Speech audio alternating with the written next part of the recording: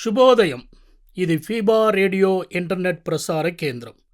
నేటి మా తెలుగు కార్యక్రమమునకు స్వాగతం. ఇప్పుడు వినండి ఆరాధనా సమయం.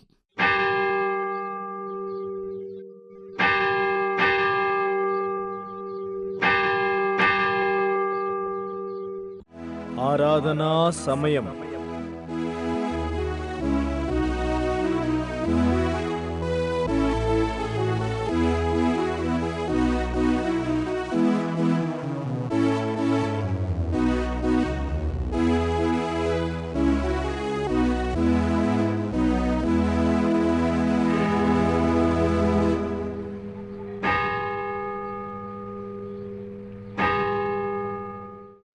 సంఘమందరూ లేచి నిలబడవలెనని మనవి చేయుచున్నాం.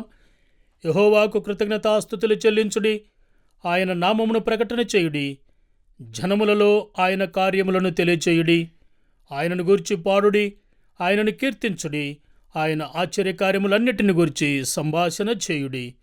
ఈ సందర్భంగా ఒక్క కోరిక నన్ను కోరని అనే పాటను పాడుతూ దేవుణ్ణి మహిమపరచుదాం. ఆరిపోనీకు ఈ దీపాన్ని, కడవరకు నీకై నన్ను వెలగని.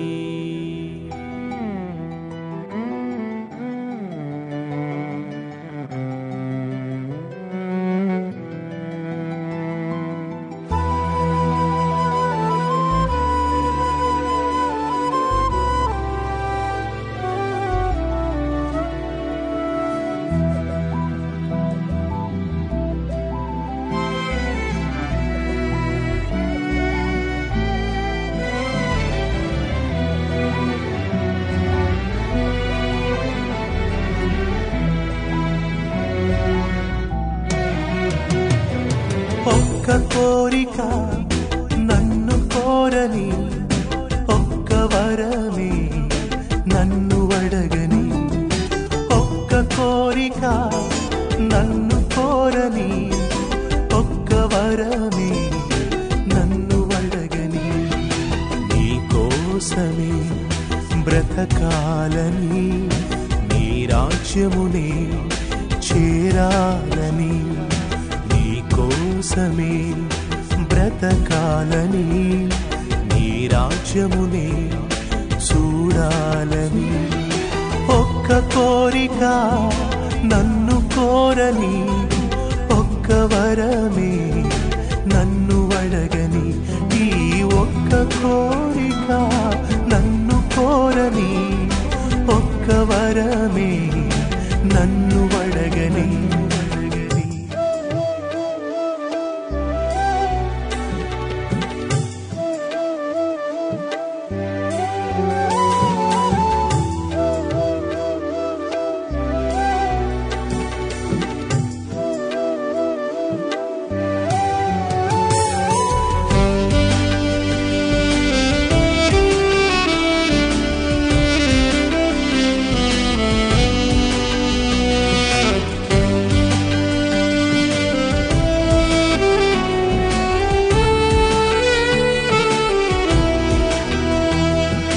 ఆరిపోనీకు ఈ దీపాన్ని, కడవరకు నీకై నన్ను వెలగని.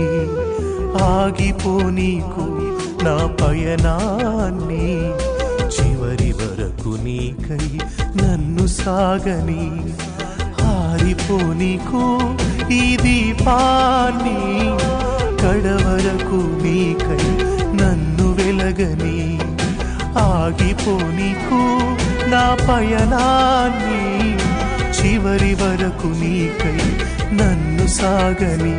ఈ ఒక్క కోరిక నన్ను కోరని, ఒక్క వరమే నన్ను అడగని. దేవా ఒక్క కోరిక నన్ను కోరని, ఒక్క వరమునే నన్ను అడగని.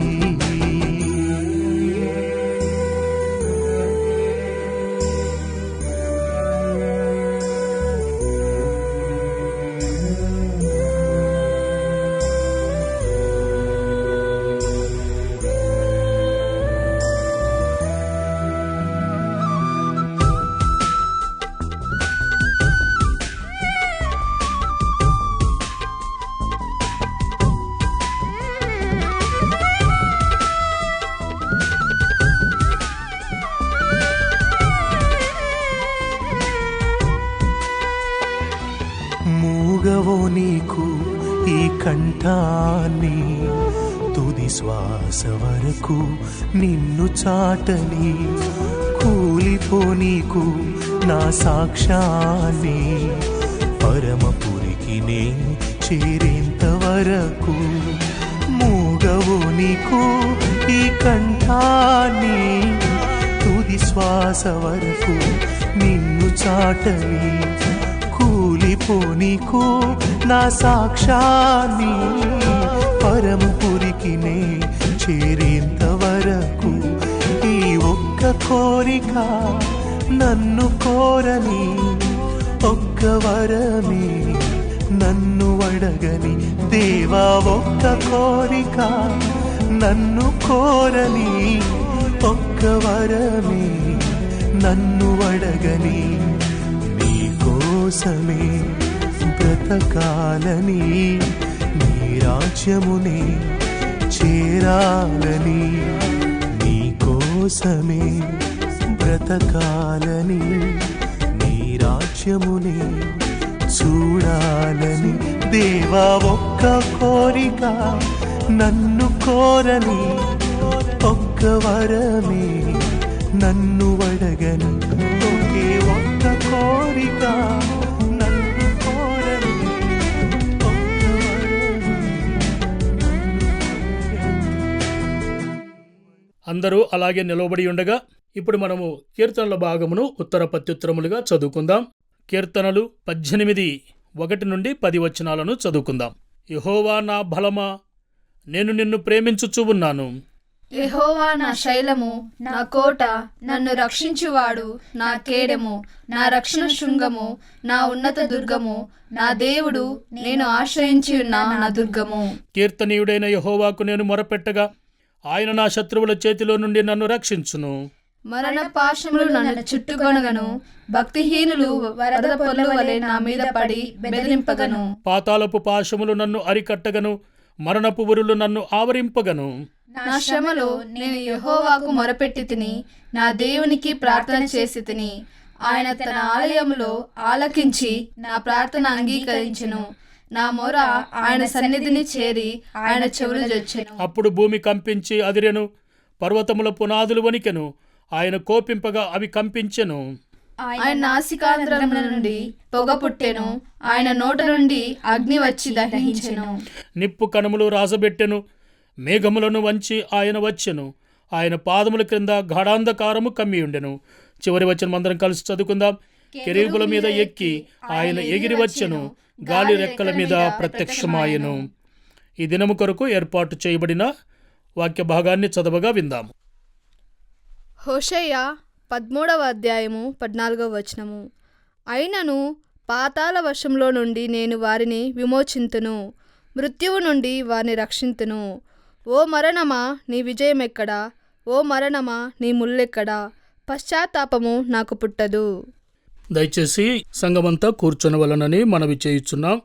ఈరోజు మనకు దైవవర్తమానం అందించబోవారు సహోదరులు దేవప్రేమ యేసుదాస్ గారు, ఆరోగ్యవరం. సమయాన్ని తీసుకొని వర్తమానం అందించవలసినదిగా ఈ సమయాన్ని వారికి అప్పగిస్తూ ఉన్నాం. క్రీస్తునందు ప్రియ ఆరాధన సమయం శ్రోతలకు శుభమగునుగాక. పునరుత్థానుడైన ప్రభు యేసు దీవెనలు మీపై మీ కుటుంబములపై మెండుగా కురియునుగాక. హోషేయ గ్రంథము 13:14. ఓ మరణమా నీ విజయమెక్కడ, ఓ మరణమా నీ ముల్లెక్కడ. నేటి మన ఆరాధనకై అంశము ఓడిన మరణం, విరిగిన కంటకం. ఓడిన మరణం, విరిగిన కంటకం. Defeated death and the broken sting. కంటకం అనగా ముళ్ళు అని అర్థం. దావీదు కీర్తన 18:4-6 చరణములు. మరణపాశములు నన్ను చుట్టుకొనగను, భక్తిహీనులు వరద పొర్లు వరే నా మీద పడి బెదరింపగను, పాతాళపు పాశములు నన్ను అరికట్టగను, మరణపు ఉరులు నన్ను ఆవరింపగను. నా శ్రమలో నేను యెహోవాకు మొర్రపెట్టి తిని, నా దేవునికి ప్రార్థన చేస్తిని. ఆయన తన ఆలయములో ఆలకించి నా ప్రార్థనను అంగీకరించెను. ఓడిన మరణం, విరిగిన కంటకం. Defeated death and the broken sting అను దివ్యమైన అంశమును 3 ఉప అంశములుగా ధ్యానించుకుందాం. మొదటి ఉప అంశం, మానవ పాపము ద్వారా విజయము పొందిన మరణం. The victory of death through the sin of mankind. మానవ పాపము ద్వారా విజయము పొందిన మరణం. ఆదికాండము 2:16-17 వచనాలు. మరియు దేవుడైన యెహోవా, ఈ తోటలోనున్న ప్రతి వృక్ష ఫలములను నీవు నిరభ్యంతరముగా తినవచ్చును, అయితే మంచి చెడ్డల తెలివినిచ్చు వృక్ష ఫలములను తినకూడదు. నీవు వాటిని తిను దినమున నిశ్చయముగా చచ్చెదవని నరునికి ఆజ్ఞాపించెను అని వ్రాయబడిన ప్రకారము దేవుడిచ్చిన ఆ ఆజ్ఞను అతిక్రమించి పాపములో పడిపోయిన ఆది దంపతులు దేవోగ్రతకు పాత్రులైపోయినారు. దేవుడు పిలిచిన పిలుపుకు ఆయన ఎదుటికి రాలేకపోయారు. ఆ వృక్ష ఫలములను తిన్నవారై నిశ్చయముగా చావును ఆహ్వానించారు. నాటి నుండి మరణము విజయము నొంది విజయ విహారము చేస్తూ మానవ జాతి యావత్తును తన ఆధీనములో స్వాధీనములో ఇముడ్చుకొని ఉన్నది. కీర్తన 89:48. మరణము చూడక బ్రతుకు నరుడెవడు? పాతాళం యొక్క వశము కాకుండా తన్ను తాను తప్పించుకొనగలవాడెవడు అని వ్రాయబడింది. మనుష్యుని ద్వారా మరణము వచ్చెను. 1 కొరింథీ 15:21. ఆదామునందు అందరూ ఎలాగూ మృతి పొందుచున్నారో అని 1 కొరింథీ 15:22లో వ్రాయబడిన ప్రకారము, అలాగే ఆదాము ద్వారా కలిగిన మరణము దాని యొక్క పరిపాలన క్రింద సమస్త మానవాళి తనను తాను అర్పించుకొన్నది. బైబిల్ ఇలా అంటోంది, రోమా 5:12.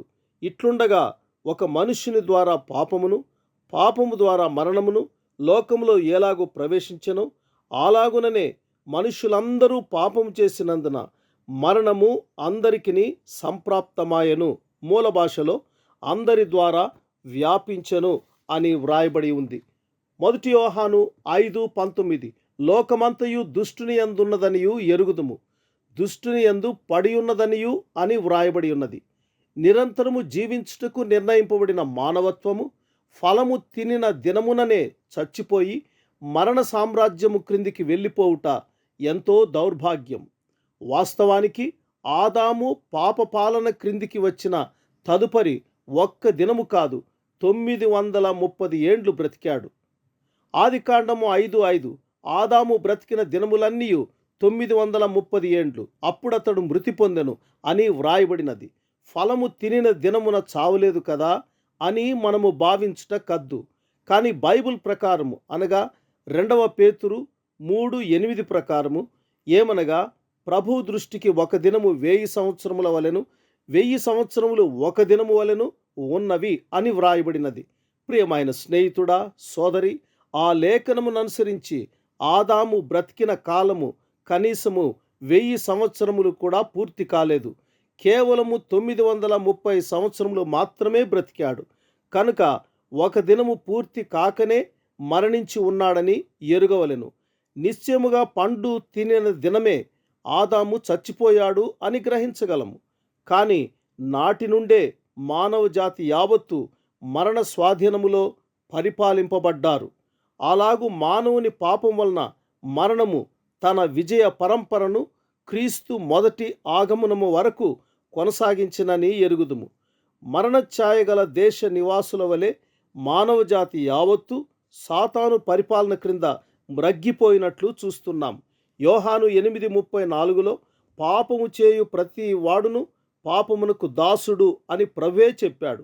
మానవ హృదయములో అపవిత్రతను నింపుటకు 13 విధములైన చెడ్డ క్రియలను అపవాది చొప్పించాడు. మార్కు 7:20-21 వచనాలలో మనుష్యుని లోపలి నుండి బయలు వెలునది మనుష్యుని అపవిత్రపరచును.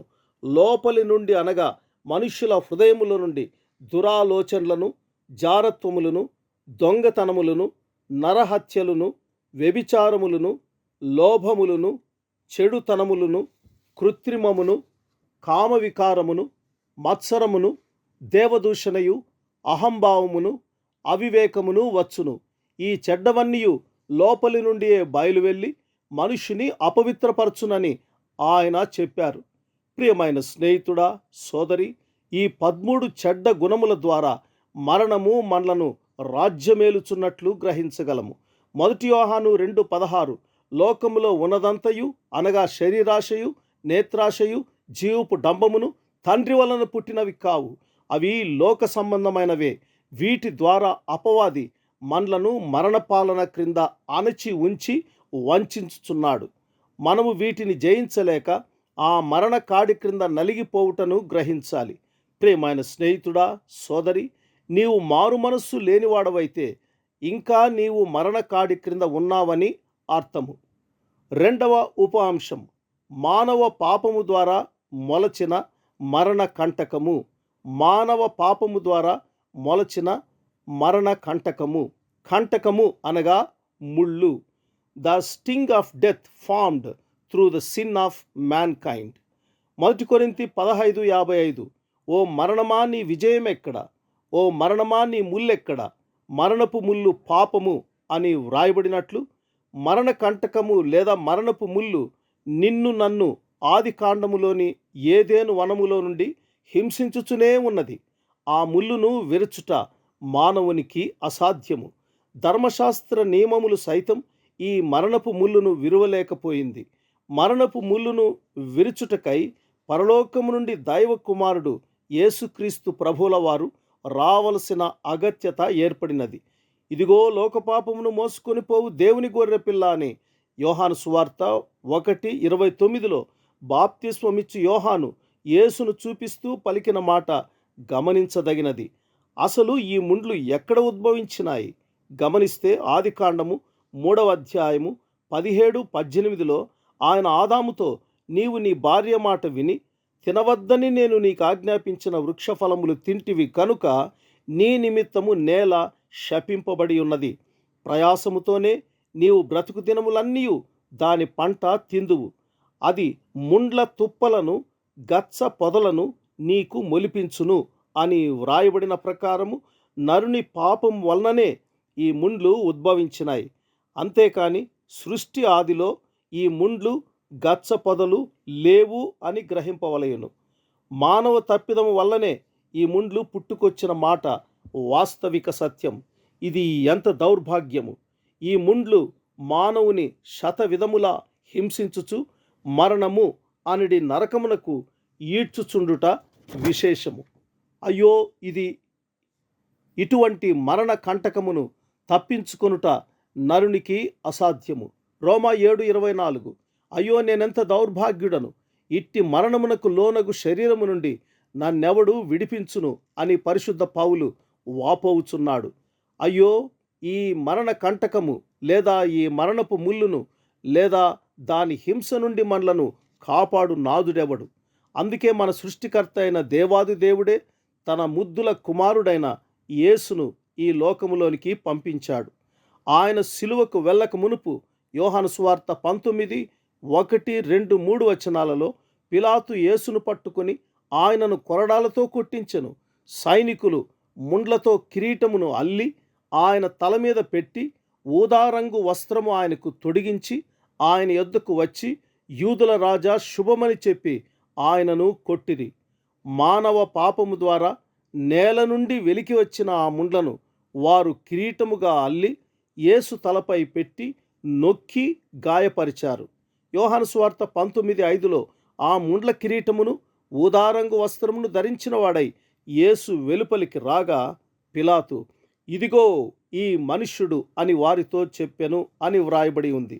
ప్రియమైన స్నేహితుడా, సోదరి, మన పాపముల ద్వారా ఉనికిలోనికి వచ్చిన ఆ మరణపు ముండ్లను మన ప్రాణప్రియుడే సిలువలో ముండ్ల కిరీటముగా ధరించి దాని ద్వారా వచ్చే యావత్ బాధను తానే వహించి మనలను మరణ విముక్తులనుగా లేదా గాయ విముక్తులనుగా చేయుట విశేషము.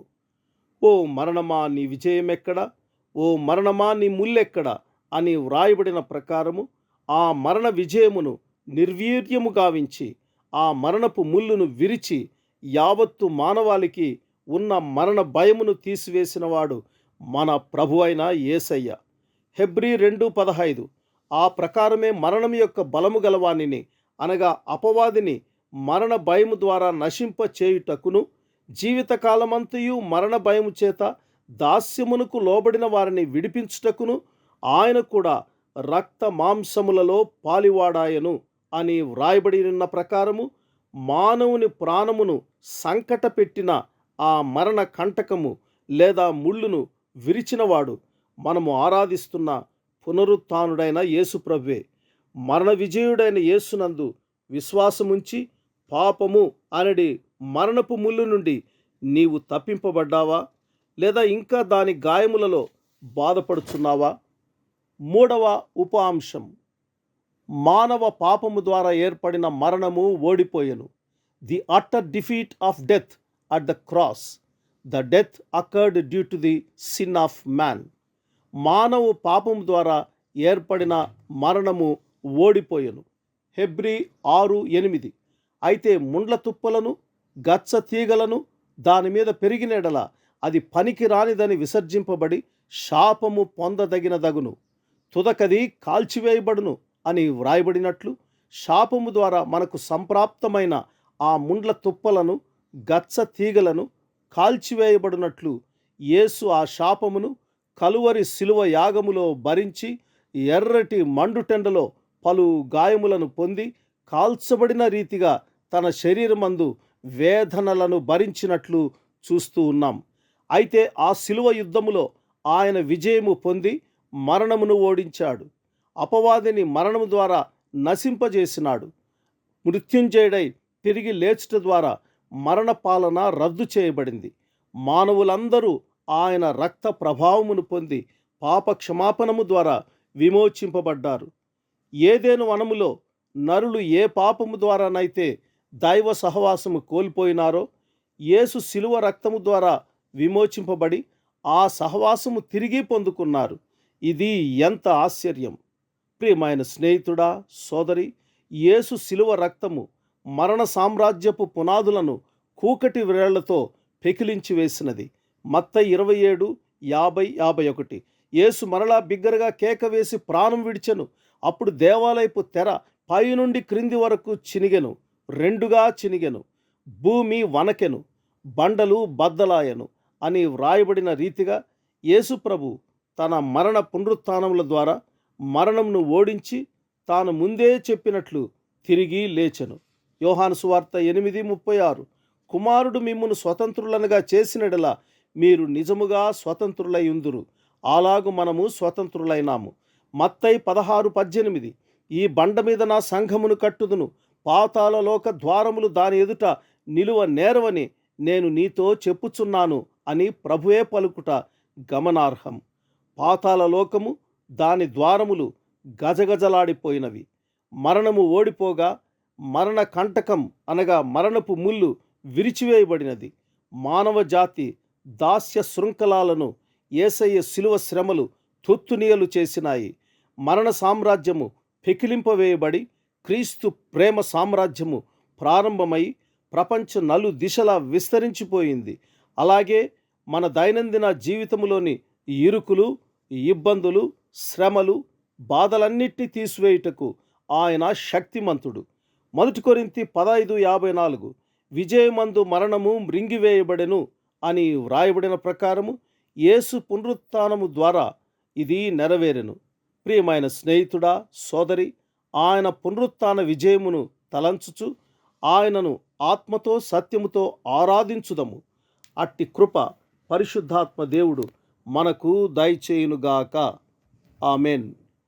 దేవుడు తన వాక్యమును మన వినికిడిలో దీవించునుగాక. ఇప్పుడు మనమందరం అలాగే నిలవబడి ఉండి ప్రభు నేర్పిన పరలోక ప్రార్థనను మనము చెప్పుకుందాం. పరలోకమందున్న మా తండ్రి, నీ నామము పరిశుద్ధపరచబడునుగాక, నీ రాజ్యము వచ్చునుగాక, నీ చిత్తము పరలోకమందు నెరవేర్చున్నట్లు భూమి యందును నెరవేరునుగాక. మా అనుదిన ఆహారం నేడు మాకు దయచేయుము. మా రుణస్థులను మేము క్షమించున్న ప్రకారము మా రుణములను క్షమించుము. మమ్మను శోధనలో నుండి తేక దుష్టు నుండి మమ్మను తప్పించుము. ఎందుకనగా రాజ్యము, బలము, మహిమ నిరంతరము నీవై ఉన్నవి తండ్రి. ఆమేన్.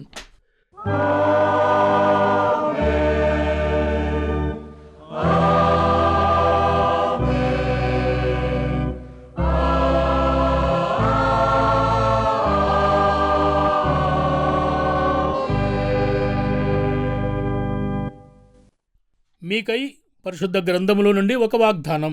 చివరిగా మీ అందరి కొరకు ఒక వాగ్దానం. యెషయా గ్రంథం 54వ అధ్యాయం 10వ వచనం.